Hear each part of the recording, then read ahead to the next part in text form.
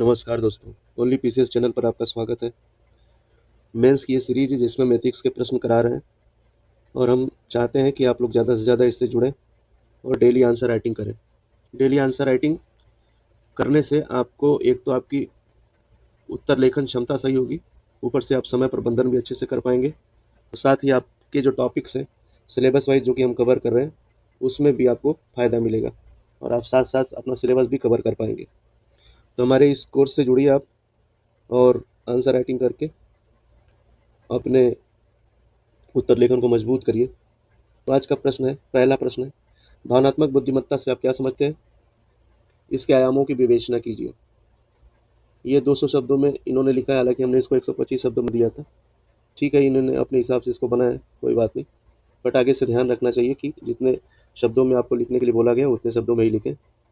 यहाँ पर इन्होंने अरस्तु का एक कोट रखा हुआ है कि कोई भी क्रोधित हो सकता है, यह आसान है, लेकिन सही व्यक्ति पर सही मात्रा में सही समय पर सही उद्देश्य से सही तरीके से क्रोधित होना हर किसी के बस की बात नहीं।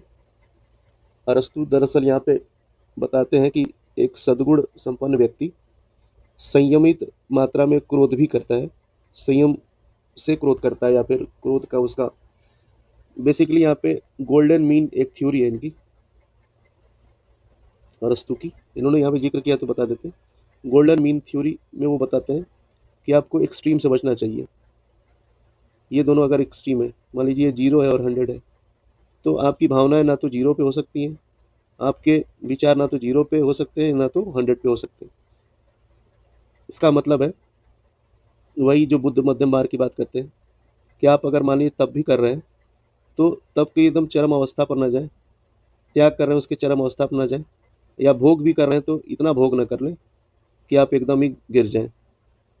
तो इन दोनों के बीच का जो मार्ग है जिसको गोल्डन मीन बोलते हैं, बुद्ध इसको मध्यम मार्ग बोलते हैं, यानी कि आप संयमित रूप से अपने जीवन को जारी रख सकते हैं जिसमें कि मध्यम मार्ग का पालन किया जा सके, यानी कि ना तो अति भोग ना तो अति संयम, दोनों के बीच का रास्ता निकालना चाहिए। गांधी जी भी यही बात करते हैं और भी जो महापुरुष कई हुए हैं जिन्होंने अतिशय की बात नहीं की है किसी तरह से।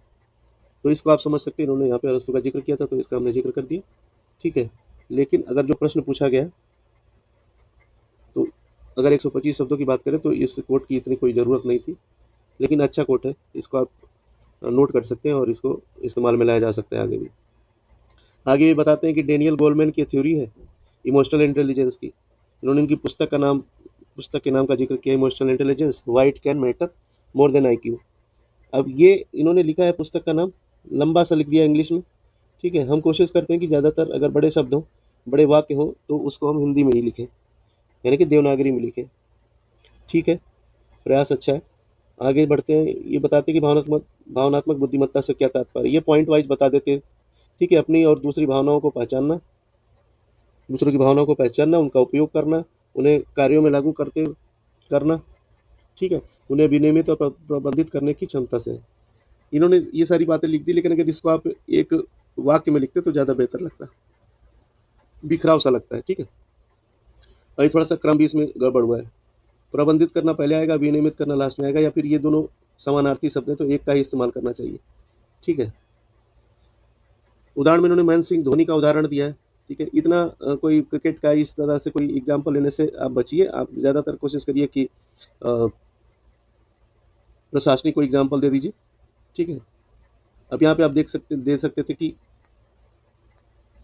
बाढ़ आई है, बाढ़ में परेशान जो है लोग हैं राहत शिविर में, ठीक है, तो उनकी जो इंफ्रास्ट्रक्चरल और इकोनॉमिक जो उनकी जो ज़रूरतें वो तो आप पूरी करेंगे ही, साथ में अगर एक अच्छा प्रशासक है तो वहाँ पे उनकी भावनाओं की कद्र करते हुए उनकी जो भावनात्मक ज़रूरत है उनको भी पूरा करने की कोशिश करेगा, ठीक है। तो इसको आप संक्षेप में लिख सकते हैं, किसी आपदा के समय किसी पर्टिकुलर ऑफिसर का आप एग्जाम्पल दे सकते हैं, ठीक है। महेंद्र सिंह धोनी और ये सारी चीज़ें सटीक नहीं लगती हैं, लिखा जा सकता था बट ये सटीक नहीं है।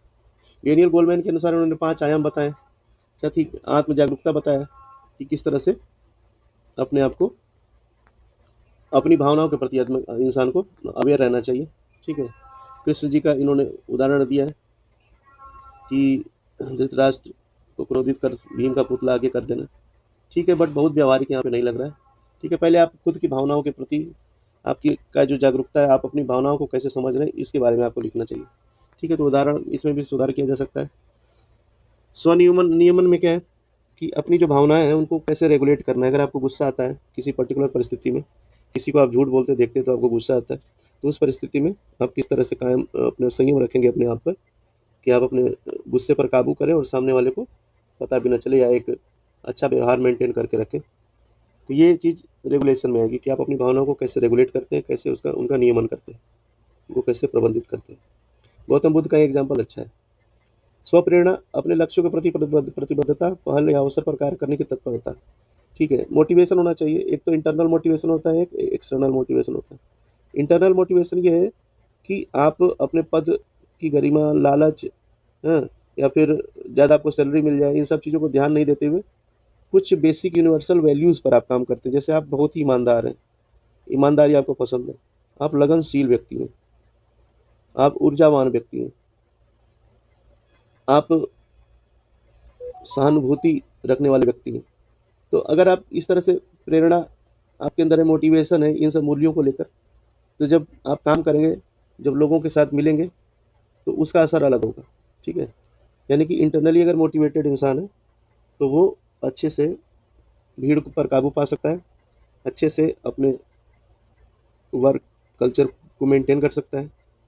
ये सारी चीज़ें मोटिवेशन में आएंगी। ठीक है, इन्होंने यहाँ पे एक कोट का यहाँ पे जिक्र किया है कि उठो जागो, लक्ष्य की प्राप्ति तक रुको मत। स्वामी विवेकानंद का ये कोट है। ठीक है, अच्छा है, व्यवहारिक है ये। संबंधों का प्रबंधन और सामाजिक कौशल एक ही बात है, आप यहाँ पे समझिए। इन्होंने 2 पॉइंट में लिख दिया, संबंधों का प्रबंधन और सामाजिक कौशल। ठीक है, जबकि इनको एक समानुभूति, एक इम्पैथी, एक अलग पॉइंट डालना चाहिए था। इम्पैथी और समानुभूति एक अलग पॉइंट बनाना चाहिए था, इन्होंने 2 ही पॉइंट बना दिए। ठीक है, मोहम्मद साहब का इन्होंने जिक्र किया है यहाँ पे कि दूसरों की भावनाओं, ज़रूरतों के प्रति जागरूकता, दूसरों के दृष्टिकोण से देखने की क्षमता। ठीक है, समानुभूति यहाँ पे लिख देते तो ज़्यादा बेहतर रहता। सामाजिक कौशल में इन्होंने ठीक से बताया कि दूसरों की इच्छाओं, आवश्यकताओं को अपनी इच्छाओं और आवश्यकताओं के साथ संतुलित करना शामिल होता है। ठीक है, कोटेशन इन्होंने गांधी जी का लिया है, लेकिन मुझे उतना स्पष्ट नहीं लगा यहाँ पे कि लालच के लिए नहीं, पृथ्वी पर प्रत्येक की आवश्यकता पूर्ति हेतु पर्याप्त संसाधन है, किंतु लालच के लिए। ठीक है, यहाँ पे इस जगह पे ये कोट का कोई इस्तेमाल मुझे अच्छा नहीं लगा। गांधी जी अतः ठीक, गांधी जी अतः भावनात्मक बुद्धिमत्ता एक प्रकार का टूल है जिससे हम अपनी और दूसरों की आवश्यकताओं, भावनाओं को न केवल समझ सकते हैं, वरन उनका उपयोग सकारात्मक परिणाम लाने में कर सकते हैं। इनका निष्कर्ष बहुत अच्छा है, लेकिन ओवरऑल इसमें कई कमियां हैं, इसलिए इनको 5 नंबर दिया 12 नंबर में से। अगला प्रश्न, सुशासन और प्रशासन के लिए भावनात्मक बुद्धिमत्ता की भूमिका की व्याख्या करें। डेनियल गोलमैन का इन्होंने जिक्र किया, फिर से किताब का जिक्र किया, अच्छी बात है, बट इनको देवनागरी में लिखना चाहिए। ठीक है, इन्होंने से फिर से बुद्धिमत्ता, भावनात्मक बुद्धिमत्ता की परिभाषा दी है और फिर से इन्होंने पॉइंट वाइज लिख दिया है। आप कोशिश करिए कि इसे आप परिभाषा के रूप में लिखें। ठीक है, तोड़ के लिखने का यहाँ पे कोई अभी ज़रूरत नहीं था। अजीत डोभाल जी का इन्होंने एग्जाम्पल लिया, एग्जाम्पल ठीक है। ठीक है, कार्यों, सुशासन और प्रशासन के लिए भूमिका इन्होंने लिखी, कार्यों का प्रभावी और दक्षतापूर्ण प्रबंधन, नीतियों को बेहतर प्रभावी तरीके से लक्षित करने के लिए। ठीक है, यहाँ पे इनको थोड़ा सा बताना भी चाहिए कि ईआई का यूज कैसे होगा, इमोशनल इंटेलिजेंस का यहाँ पे इस्तेमाल करके कैसे इसको हम अच्छा बनाएंगे। ठीक है, ये थोड़ा बताना इनको यहाँ पे जरूरी है। तनाव प्रबंधन, ठीक है, तनाव प्रबंधन ठीक है, इसको जनरलाइज भी किया जा सकता है, ऐसे भी लिख सकते हैं, बट इसको वंचित वर्ग का कल्याण कैसे, ये बताना चाहिए इनको। आशावादी दृष्टिकोण बनाए रखने में, ठीक है, ये बेहतर नेतृत्व, टीम प्रबंधन में, ठीक है, संसाधनों का बेहतर ढंग से प्रयोग, ये कैसे, ये बताना चाहिए। हल्का सा आपको संक्षेप में ईआई से जोड़ के लिखना चाहिए। ठीक है, जैसे बता दें कि संसाधनों का बेहतर ढंग से प्रयोग। ठीक है, अब इसको आप कैसे कर सकते हैं कि जो ज़रूरतें हैं, मान के चलिए कि मार्जिनलाइज पर्सन है। ठीक है, मार्जिनलाइज लोगों की भावनाओं, उनकी इच्छाओं की का कद्र करते हुए ऐसी योजना बनाएं जिससे कि संसाधनों का बेहतर ढंग से प्रयोग हो सके। ठीक है, जैसे बोलते हैं कि समता मूलक वितरण। ठीक है, समतापूर्ण वितरण, ये कब होगा, जब आप जानेंगे कि गरीबों की इच्छाएं क्या है, मार्जिनलाइज पर्सन की इच्छाएं क्या है। ठीक है, तो इनको इमोशनली उनसे आप जब जुड़ेंगे, भावनात्मक रूप से जुड़ाव होगा आपका, भावनात्मक जुड़ाव या भावनात्मक ज़रूरतों की समझ ठीक है, के द्वारा ये चीज़ निर्धारित हो सकेगी कि संसाधनों का बेहतर ढंग से प्रयोग हो सके। सेवा की भावना, ठीक है, थोड़ा सा कहीं कहीं जनरल स्टेटमेंट टाइप की चीज़ें आ जा रही हैं, उससे बचाना चाहिए। निष्कर्ष इनका यहाँ पे ठीक है।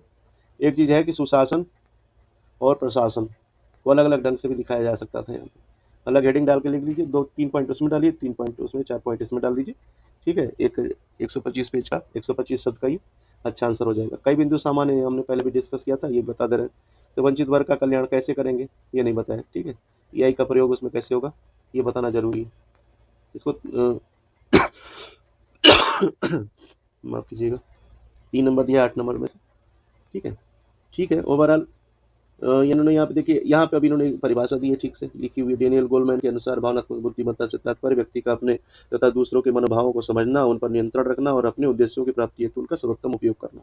शानदार इन्होंने लिखा, ठीक है, शानदार, शानदार परिभाषा दी है, ठीक है। इन्होंने यहाँ पे फ्लो चार्ट में दिखा भी दिया कि आत्मज्ञान, आत्मनियमन, अभिप्रेरणा, ठीक है, स्व के अंदर क्या क्या आएगी, सहानुभूति और सामाजिक कौशल भी आएगा। देखिए वहाँ उन्होंने सहानुभूति के बारे में नहीं लिखा था, है ना।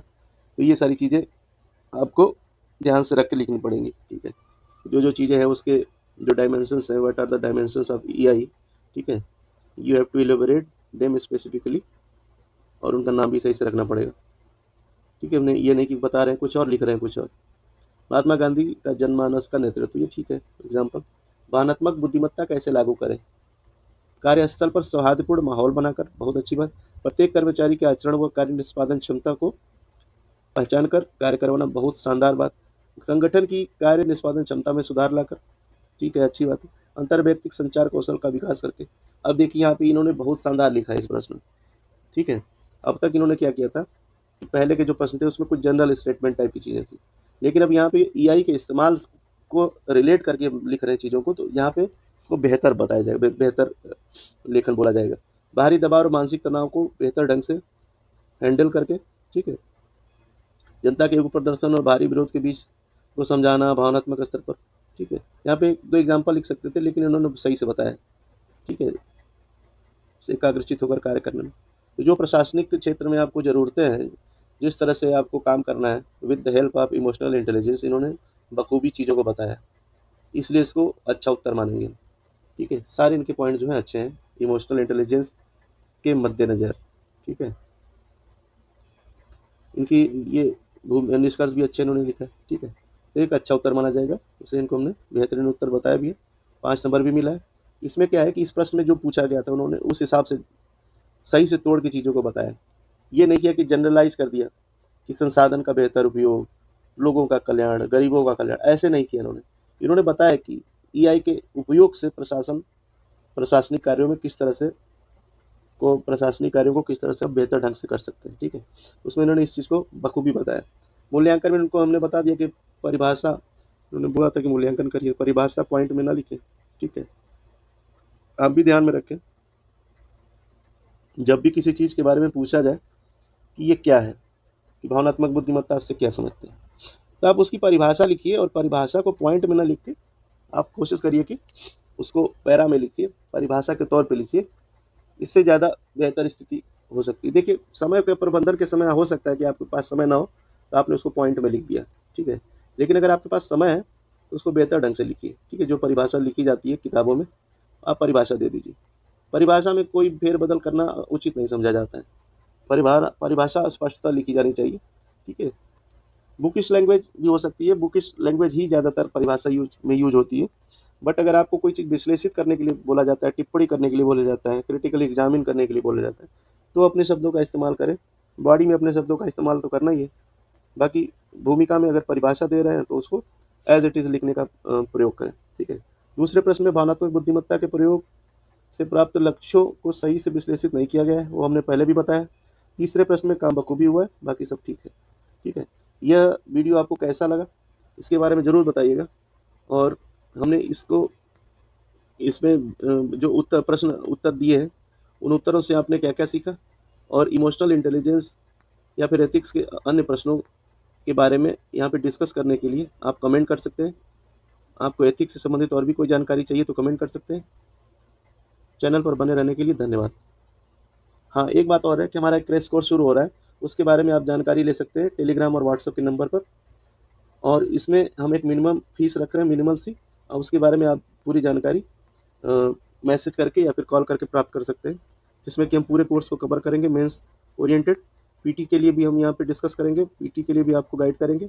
पूरा मेंटरशिप प्रोग्राम रहेगा, सारे लेक्चर्स लिए जाएंगे सिलेबस वाइज मेंस के, और इसमें टेस्ट सीरीज दी जाएगी आपको मेंस की, पूरी फ्री रहेगी, या कहिए कि इंक्लूडेड रहेगी इस पूरे कोर्स में, क्रैश कोर्स में।